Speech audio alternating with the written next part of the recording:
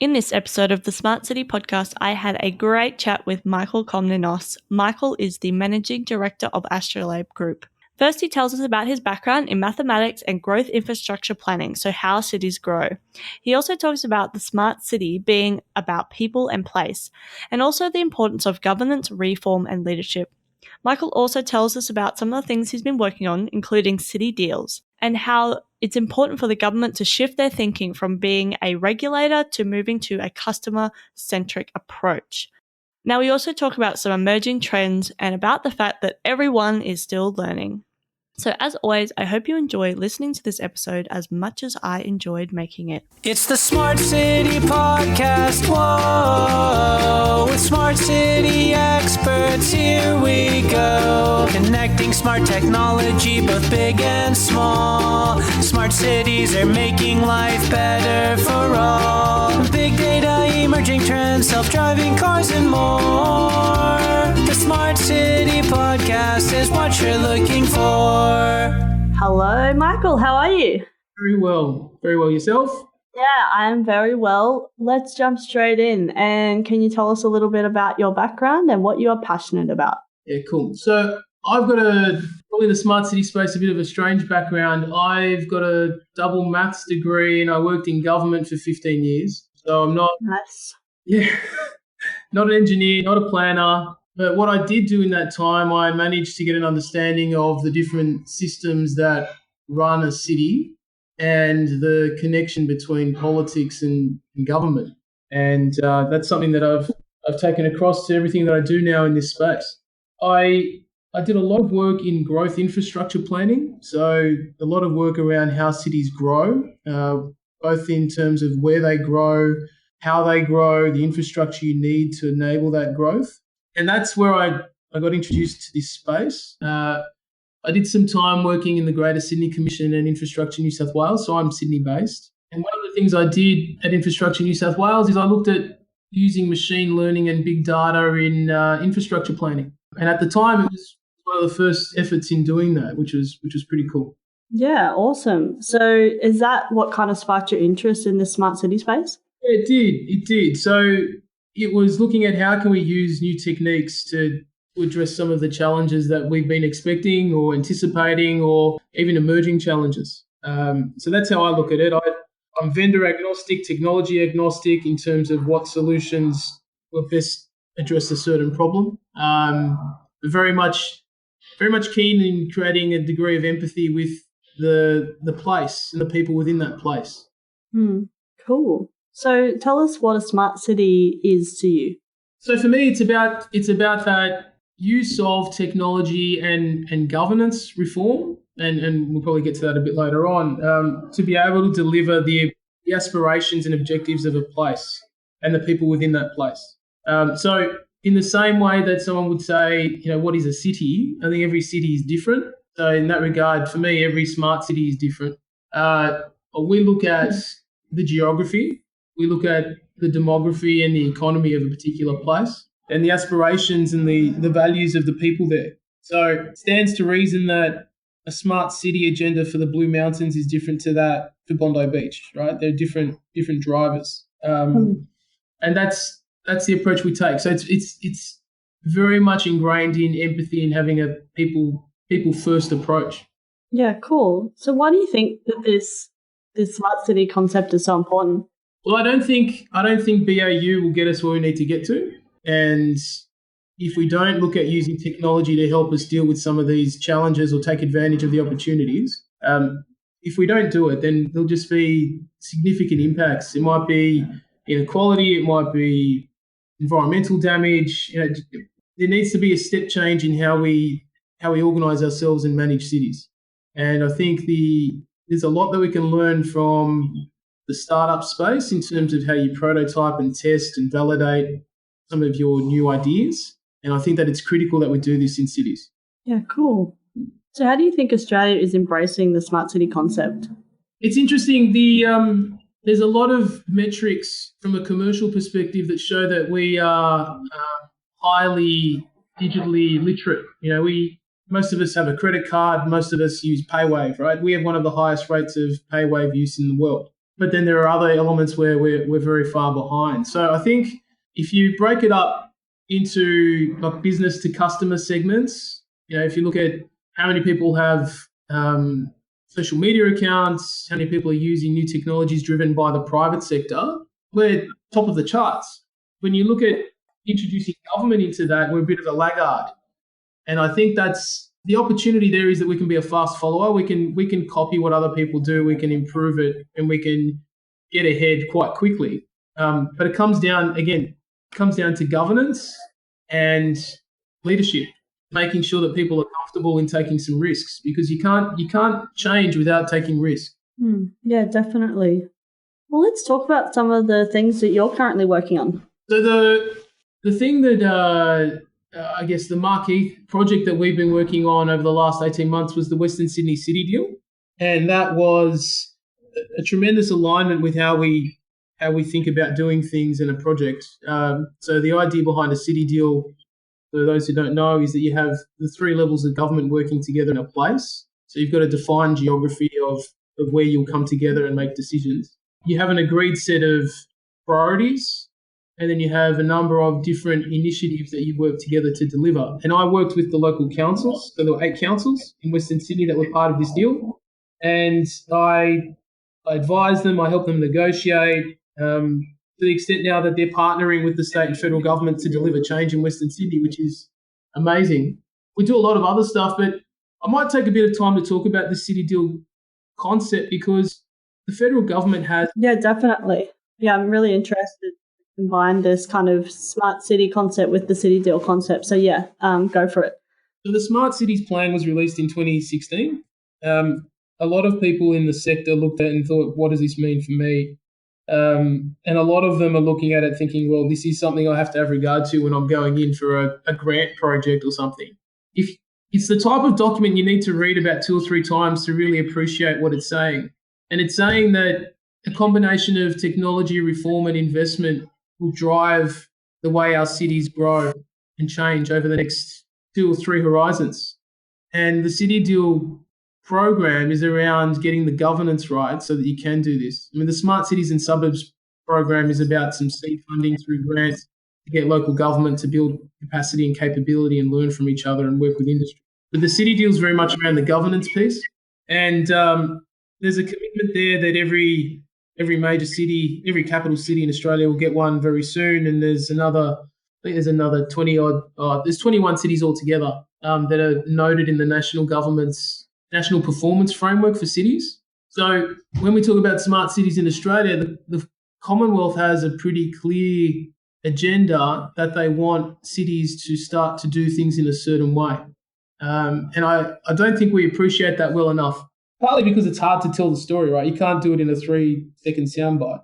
So I think there's a lot of learnings in the Western Sydney City Deal. I think it'll roll out to other cities around the country. And I think you'll find that the approach will be relevant beyond city geography. So it might be something that happens at a smaller scale. You might get city deals type conversations in precincts or corridors. Even, Prime Minister was in Tennant Creek talking about the type of methodology he'd like to see to tackle some of those social issues there. So it's very much about governance. Yeah, cool. So some of the other things you're working on, are you mainly focused in that kind of smart city space? I had a bit of a brief kind of stalk online, and it seems that people in place is really the center of what you do. So really keen to hear how your consultancy kind of came to be. Yeah, it's a good story. So I got an ABN and I started doing work, got a logo, started to get more clients, and just straight out A/B testing. What do people want? What can I do? What are they valuing? What value can I create by working with customers? What are the gaps in our capabilities that I've resourced? So now there's 5 of us in the consultancy, and what we learned very quickly was that people understand that they can't do things on their own. They understand in a place context that there are many participants. There might be institutions like universities or hospitals. There might be other government agencies. There might be the private sector or the community sector. And there needs to be catalyst, a spark to start that conversation, to herd the cats, get people thinking about things in a certain way, get them ready to make investments. And that's pretty much a summary of everything that we've done. So, sometimes it touches on governance, collaboration, partnership. Sometimes it's around visioning and communications and advocacy. Sometimes it's around strategy and looking at the research and positing different options, different scenarios. We're deliberately called the Astrolabe Group because we worked out that us ourselves need to tap other capabilities as well. So we work with a bunch of people, probably 20 people in different segments of the sector, so that we can do this stuff and we can mobilise on a project basis. It's been really rewarding. We've got clients from local government, state government, Commonwealth government. We've got multinationals in the banking sector, in software, in property development. It's the diversity is part of the strength because we get to see what other people are doing, what they're thinking, and we even create linking opportunities between them, which is fantastic. Yeah, no, awesome. How long have you been doing this for? 18 months. Yeah, cool. No, that's awesome. I'm so happy to hear it because, it's kind of exactly what I think the smart city space is all about. We can't do it all on our own, and you need trusted allies and bring in that background, diversity to actually create amazing solutions. So awesome. Yeah, one of the things, I'll take the opportunity now to bring it up. One of the hardest things for governments to get their head around is moving from being a regulator to being customer focused. So, transport agencies, utilities they do have customer facing parts of their business because they interact with customers on a daily basis. But some of the regulatory agencies like planning agencies or environment agencies, they don't as often. Some of the central pillars of government like treasuries and finance and innovation agencies don't necessarily do it either. So there's a big cultural change that needs to happen. They're on a journey. They're doing well. It does take time. They do need to learn from each other. But that's the big thing. And when we get that right, we'll be up there with the world's best. Yeah, cool. Well, that kind of leads on to this next question, which is how do you think we can better integrate across the different disciplines, government, academia, and industries? Yeah, so we employed a demographer, and we've got someone who does human-centered design. So it's all about people in place, as you said. And people in place is the tonic to the way that we organise ourselves. So we organise ourselves generally in silos. There's someone who does education planning, runs the energy sector, runs Sydney buses. We service our cities through a number of different systems. So if you look at people and places, you break down those systems into a construct where you have to work across, and that's what we do. There's a maturity curve. So the initial stage is a stage of awareness, just getting people to understand what's happening and what's happening outside of their space. Then you've got to move to a point of alignment. So you can say, okay, well, now that I'm aware of what's going on, let's move so we can start to do complementary things. Then coordination, so that you can look at how you prioritize things, how you can work together to get things done. So it's a bit more active alignment. And then that integration, the word you use, making sure that you're designing initially to integrate as opposed to doing it after the fact. And they're all part of city management constructs. And I think what's happened in Australia over the last 10 years, and I've seen it through my roles in the public service, we're doing a really good job at planning now. So, every city's got a metropolitan plan, sectors have strategic plans, infrastructure agencies have ways of going through and choosing which projects they pursue. So planning's better than it ever has been, possibly, some of the best planning paradigms in the world, but we're often cited as best practice for this stuff. It's the management side that we've got to change. So city management, when people talk about smart cities, I want people to start talking about city management. How can we be more dynamic with the way that we manage our cities? How can we be more people-centered? How can we look at some of the sustainability questions around resource use? These are the things that when we start to craft these questions a certain way, you'll end up getting the solutions requiring that integration of effort. we don't use the university sector well because we haven't understood that when you're pursuing change, there's a risk of failure, right? And if there's a risk of failure, you shouldn't be using a consultant. You should be using an academic. That's the difference. I mean, that's the difference between deep research and having someone do a quick desktop review to give you advice. And we haven't worked that out.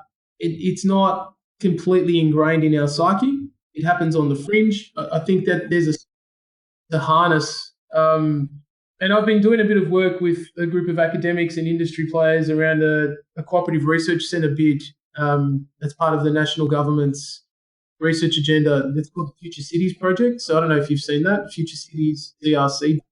Yeah, so I help them with that, and it's fantastic. But there's a process. If that gets up, that'll be one of the answers, and it'll make a very big difference in getting everyone to work together. Cool. I know that you spoke about, we previously just spoke about Japan, but also that you work across those multinationals. Now, we all know that it's important to, learn from our global partners, but I'm interested to hear specifically why or what you do learn and what kind of you take away from that, and then what we can share with our global partners, like specifically. Yeah. So the thing that stands out. So I work with global partners to develop products, right?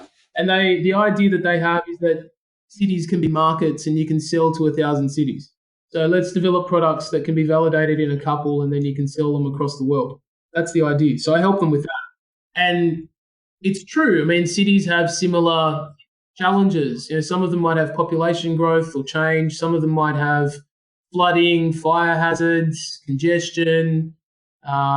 These are not unique problems. What does play its role, though, is the governance and the funding models of cities. So the constructs that we've created around how we make decisions and how we resource the ability to resolve a problem vary across the world. So we need to find a way where you can have a menu of options so that it can fit that local paradigm. Because if you're too rigid, it just won't work. So one of the things that stands out in an Australian context, and it's more a Western democracy issue, is some of the constructs we have to create public trust and demonstrate value for money, particularly around procurement, make it very hard for you to try things that might not work, make it very hard for you to engage with a broader group of solution providers without being clear on what it is you want.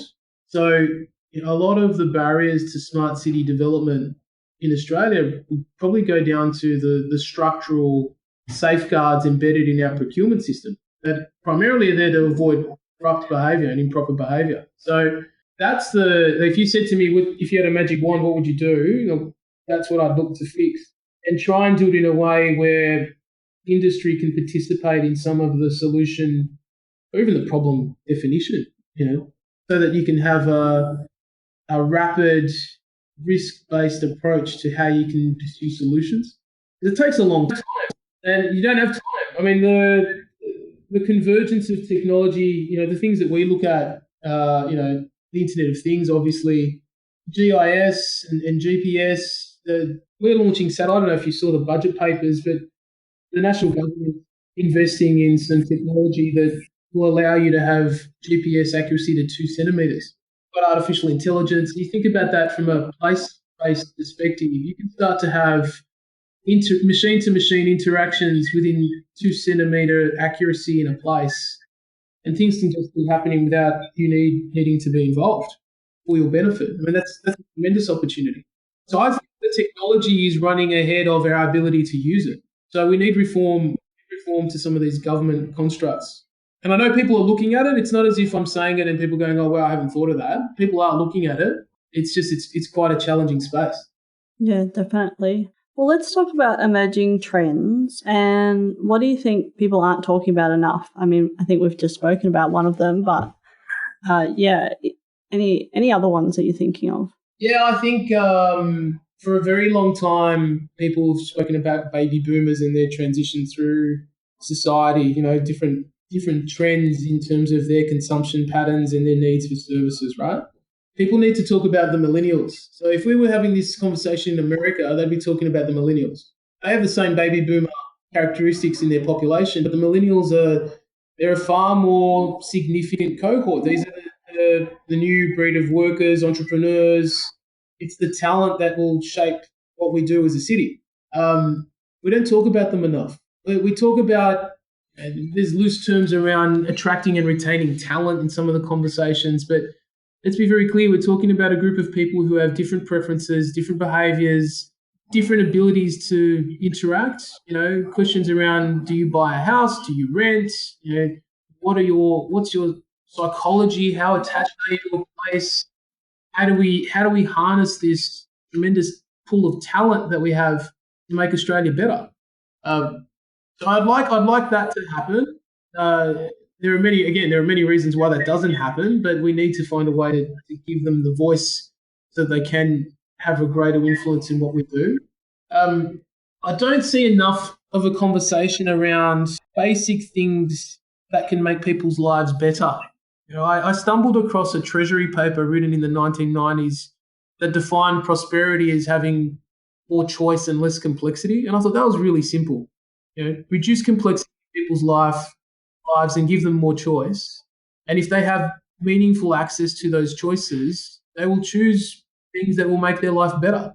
And I think technology and smart city approaches can do both of those things, but we just don't talk about them. So I'd like to see that. And I think those two things, complexity and choice, end up creating a political response. And the emerging trend that people talk about, but they don't understand why it's happening, is, these unforeseen political results, be it Brexit or, the American presidential election, or to an extent the success of Palmer a couple of cycles ago. We talk about that, we don't talk about why. And I'd like people to talk about the why, because we mentioned A/B testing earlier. An election is the ultimate A/B test, and it happens on a semi-regular basis. You get from people what their preferences are. We don't go deep enough into why people are expressing those views and how we can use those views to help shape our city. Yeah, cool. Well, it's been awesome to chat with you, Michael, and I really only have one last question, which is, how can people connect with you? Yeah, cool. So LinkedIn, so find me, Michael Comninos, Comninos. There's not many people with that name, so you should be able to find me. We're at the Astrolabe group. We're also on Twitter. We've just started a handle, Astrolabe_AU. So find us. It's all part of the conversation. Everyone's learning. This is all new for everybody. And I think the more people who are engaged in this space, the better it is for everybody. Yeah, no, I totally agree. And I will put all the links and everything in the show notes so people can click away and find you. Awesome. Thanks for the opportunity to be on. No worries. No, I love having people from all different facets coming onto the podcast. So, yeah, thanks so much for sharing your story. It's the Smart City Podcast. Whoa! Thanks so much for listening to the Smart City Podcast. Show notes for this episode and all other episodes can be found at thesmartcitypodcast.com. If you have any questions or comments for me or any of my guests, connect with me via email, zoe@thesmartcitypodcast.com, or via the socials. I'm on Twitter and Facebook @SmartCityPod. As always, I hope you enjoyed listening to this episode as much as I enjoyed making it. Smart City Podcast is what you're looking for.